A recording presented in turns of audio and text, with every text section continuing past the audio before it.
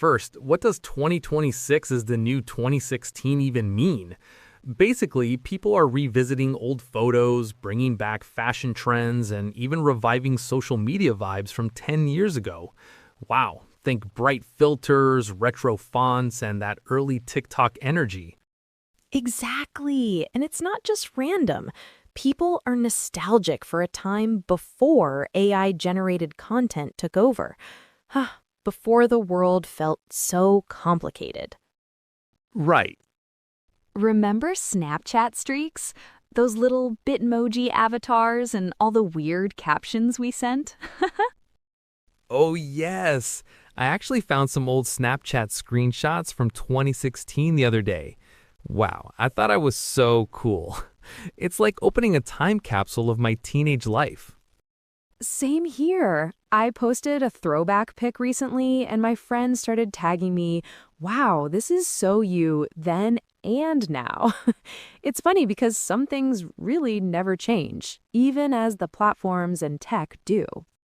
There's actually a psychological reason why nostalgia is exploding right now. It makes us feel safe. When we reminisce about simpler times, our brains release those feel-good chemicals, dopamine, oxytocin. It literally makes us feel happy. Yes, that's why brands are cashing in too. Oh, wow. Old logos, vintage sneakers, Levi's jeans, even those old playlists are back. It's all about triggering that warm, fuzzy feeling of, I remember that. And speaking of music, 2016 hits are back on playlists. Songs like Closer by the Chainsmokers, Drake's One Dance, even Adele's Hello, suddenly they're trending again. Wow, it's crazy how songs from 10 years ago can feel fresh again. And memes? Oh my gosh. Arthur's Fist, old Vine compilations, even GIFs from 2016 are getting remade. Yeah. Some people are even using AI to remix them with modern humor. Wow. I tried recreating one of my old Vine skits last week. I almost forgot the punchline halfway through, but viewers loved it. It's like laughing with the past. Social media has changed so much since then. Back in 2016, feeds were simple. Now algorithms are everywhere. Some people are nostalgic for scrolling freely without being targeted by ads every 5 seconds. Exactly, and I think that's why nostalgia hits so hard. It's not just personal, it's cultural. People miss the way social media felt. Wow, it's interesting. Here's a mini debate. Some people think bringing back old trends is lazy. Why recycle instead of creating something new? Fair point. Nostalgia is also a coping mechanism. Life today is stressful. Politics, tech overload, climate anxiety. So revisiting 2016 is like hitting the reset button mentally. Wow, that actually makes sense. Let me tell you a story. I was scrolling through old Instagram posts and found my first attempt at a flat lay photo. You know, those perfectly arranged food or coffee pics. Oh, I remember those. I laughed for 10 minutes, but then I realized those posts got more likes than my new ones. People love a throwback. Yes, I did something similar. I dug out my old 2016 Spotify playlists. I thought they'd be cringe, but my followers started DMing me their own throwbacks. It created a little nostalgia chain reaction. And don't forget fashion. 2016 had some questionable trends. Remember chokers, high-waist shorts, and holographic backpacks? Some of that stuff is back, and some of it should probably stay gone. True, but even those questionable trends spark conversation. People try them again, sometimes ironically, sometimes seriously. And some trends, like minimalist sneakers or dad shoes, actually got upgraded with new tech and materials. Wow. And tech itself is nostalgic. Pokemon Go was huge in 2016. Today, AR and VR experiences feel like the grown-up version of that nostalgia, like we're reliving the past but with better tools. Exactly. Even gaming culture shows this. 2016 was the rise of indie games and mobile gaming. Now, some retro-style games are coming back with updated graphics, letting people relive that simple joy. And it's not just trends. Think about the slang.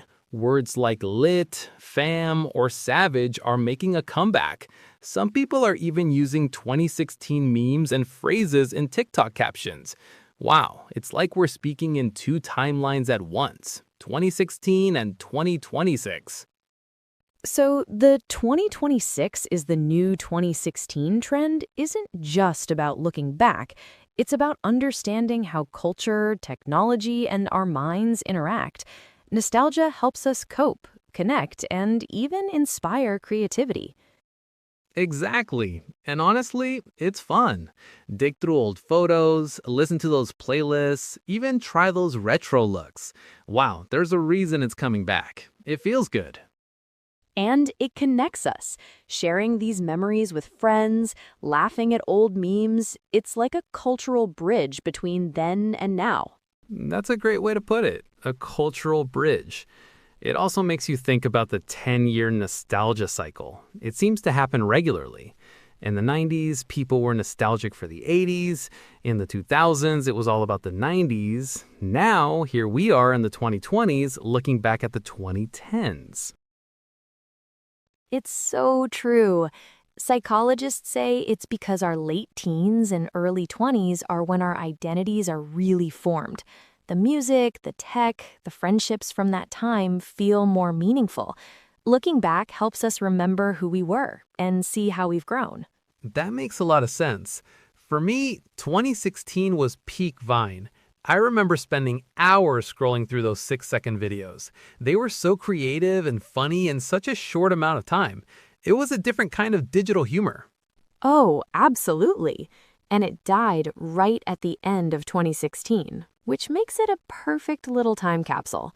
It's also when Instagram introduced stories, trying to compete with Snapchat.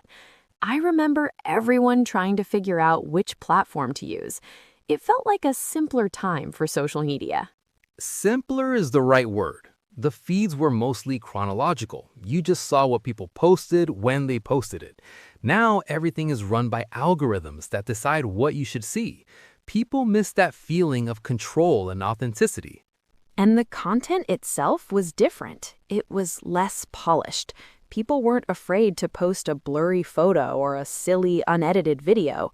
Now there's so much pressure to create perfect, almost professional level content. The 2016 vibe was more about sharing real, in-the-moment snapshots of your life. Speaking of snapshots, let's talk about the visual trends. The heavily filtered, almost orange-tinted photos from Instagram's early filters like Valencia or X Pro 2.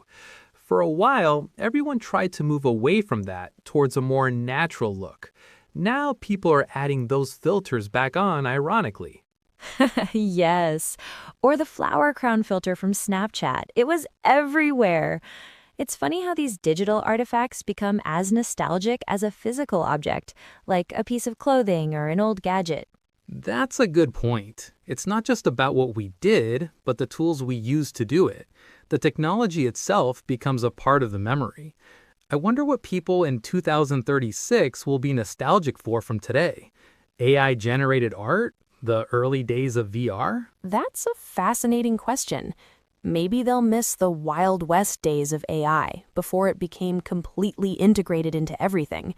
Or maybe they'll be nostalgic for the simple act of typing on a physical keyboard. You might be right. It shows that nostalgia isn't just about escaping the present. It's also a way for us to process change. By looking back, we can better understand where we are now and where we might be going. Exactly. It helps us see the full story of our own lives and our culture. It's about connecting the past to the present to build a bridge to the future. Wow, that got deep. All right, listeners, that's it for today's episode of Flashback Frequency. Don't forget to like, subscribe, and follow us on socials. And remember, your 2016 memories could inspire someone today. If some words caught your attention, make sure to check part 2 of this video to discover what they really mean and how to use them in real life. And please comment below one thing from the past that brings back good memories for you. We'd love to see you practice your English with us. Catch you next time, everyone. Stay nostalgic, but stay creative.